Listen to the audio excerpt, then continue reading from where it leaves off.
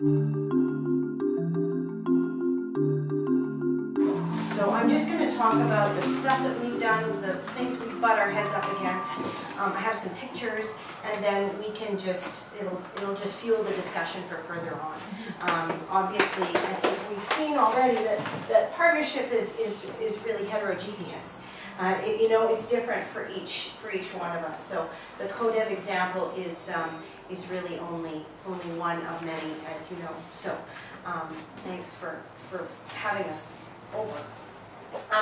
I wrote down a phrase that my yoga teacher uses, which is embrace the wobble. So, you know, when you're up on a leg and you're kind of like, oh, he's like, just, it's all right, just, you know. And I feel like that's kind of, in partnership, that's kind of what we have to do. Just, you know, it's going to wobble, it's going to not work, and it's going to be okay and not okay, and just, you know, forge ahead, embrace it, and move along with what you've got. So anyway, I just thought of that just now. So I'm a little all over the place. I'm going to give you a bit of background on CoDev. I'm going to talk about the sort of the theory, how it all works out for us in partnership. I'll give you some concrete examples, and then we can just pass it on, and I'll go as quickly as I can.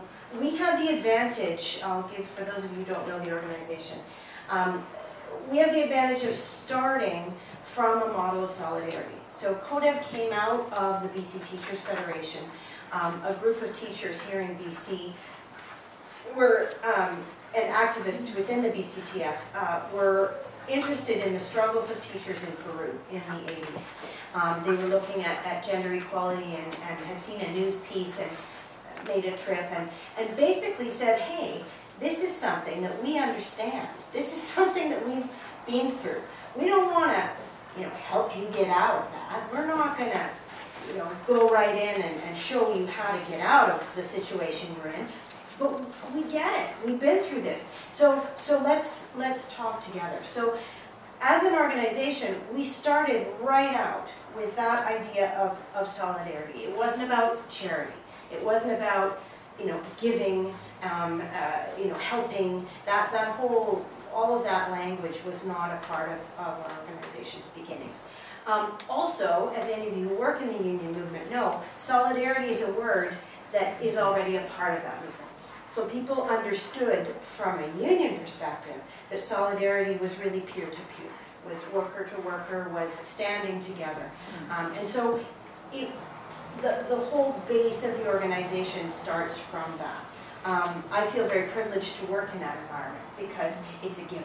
You know, that part is a given from, that's what we understand when we talk about it. So our partnership model has three elements to it. There's CoDev, there's our partners in Latin America, and our partners in Canada, who are, for the most part, trade unions.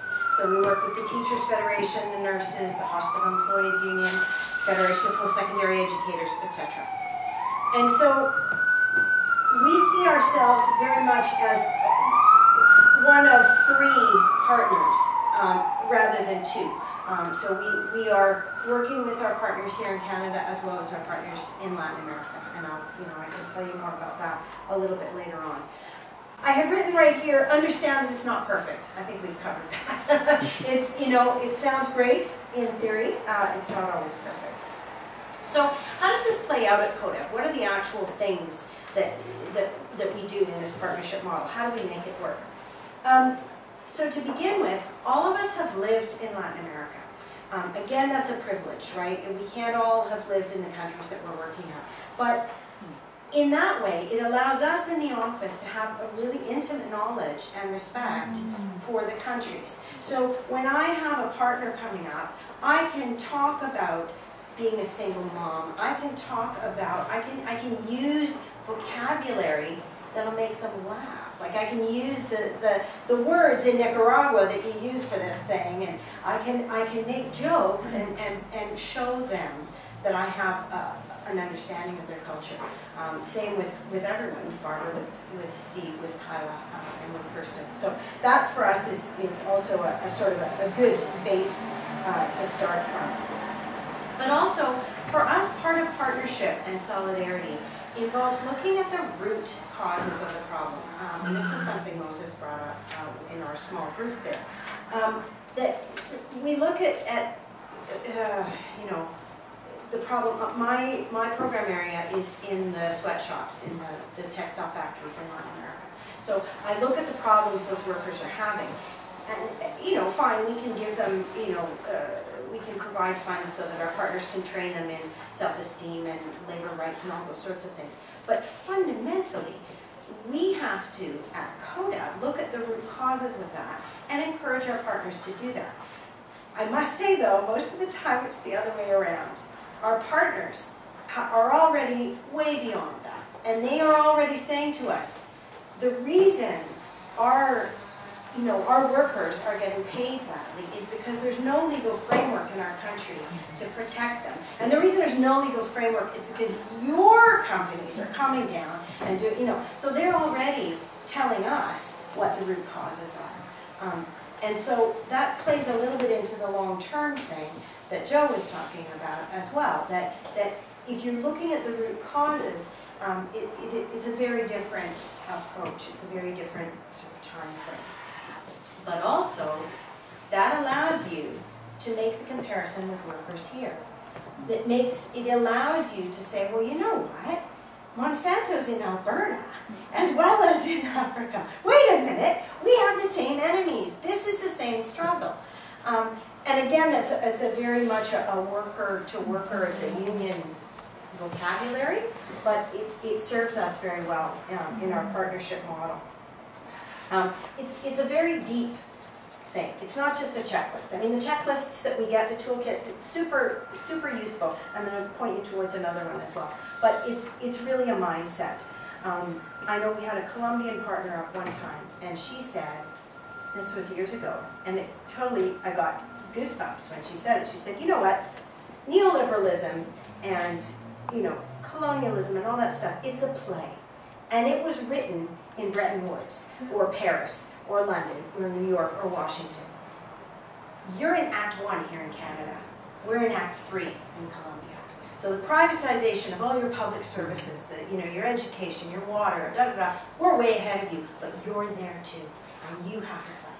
And I tell you, it changed the whole dynamic in the room. People were saying, oh my God, she's totally right. You know, we are in this together. We have the same struggles. So again, that just really changed the whole way that people in the room and ourselves were thinking about it. We had a Guatemalan partner up, one of our coffee partners, and people were, had heard her talk about her coffee cooperative and all that stuff. And then somebody very well-meaning said, well, what can we do to help? How can we help you? And she said, well, change your government. And they were like, huh? They were thinking money, they were thinking machines, they were thinking visits. No, she said, change your government. Change the things you do here to change the whole dynamic of everything. So really putting the onus back on us, saying, you've got to change the way you do things in order for things to change there. As we mentioned also, though, this kind of partnership takes constant vigilance. It's so easy to slip back into those practices of, where's your report? Hurry up with your report. Come on, I need a, it's really easy. You have to be always thinking about those things. Questioning your privilege and your position in so many of the things that you do. I was talking with Kirsten this morning, and she said, well, you've got to bring up Foucault and the whole idea of the other. And I thought, well, I'll mention that. You can think about it. But it is that idea of separating, of realizing, it was Vera's excellent drawing, that we are different, but we are the same too, right? And acknowledging that and working with it. Other things. Accountability for us, I'm going quickly here. Accountability for us, which is part of partnerships, is really sort of a spider web. We don't see accountability just to CETA or just to our northern partners. We feel very accountable to our southern partners and to each other in the office and to the people we work with here in Canada. So that for a partnership to work, and I think it was Noble who said, you have to come into it, even if you don't have a lot to bring, with an idea of accountability. even if it's just, you know, I'm going to tell you, I'm going to be honest with you. So that's sort of the theoretical part of how partnership works at CoDev. Just super fast, you guys probably know about it, but the CCIC also has an excellent code of ethics with a whole guideline of tick boxes. I mean, tick boxes are not the answer, obviously, but they can get you on the road. So I would encourage you to look that up. So just an example of an exchange in Colombia, we had teachers, there's Steve translating, I mean, you're right in there, making the connections happen. So these partnerships can take on very different, they look very different in different places. So in Cuba, for example, what they really like is for leaders to come and do these big sort of shows of solidarity in their conventions. So, you know, QPBC president, QP national president, QP Quebec president, you know, secretary, these are high-level trade unionists in the Canadian trade union movement that, you know, that was part of what they wanted from us, was for them to come down and show a presence, show their solidarity that way. So I wouldn't have thought that was, you know, for me that's not really important, but for them it certainly was. So I had people here work very hard and prepare, you know, 3 days of presentations, and we went down and we translated. You can go to the next one. So high level, or, you know, a lot of different partners. BC Federation of Labor, QP, BCGU, PSAC all participated. Our partners made a big commitment. They had, you know, 30 people come in for a 3-day exchange, and it was great. That one actually worked because rotator cuffs are rotator cuffs, and, you know, spinal injuries are spinal injuries, and so they were able to, you know, our Canadian partners were amazed by how our Honduran partners bring people into workshops. They're like, how do you do that? Like, how do you organize? So as union organizers, it was great for them to hear of different models, but for the Hondurans, it was also great to see where they could aim for in their occupational health and safety legislation, maybe later on, but just to talk about when it goes wrong. Because that to me is the real test of a partnership. I think, as Anita said, there's a lot of really excellent goals that we have, a lot of principles that we bring into play. But, you know, what if you have a partner in Nicaragua, say, for example, who is, you know, hitting on the members of your delegation and other donor groups, and, you know, really within the organization, there's no awareness of gender, and he's, you know, patting his, you know, people on the bum and stuff. What do you do? How do you get out of that?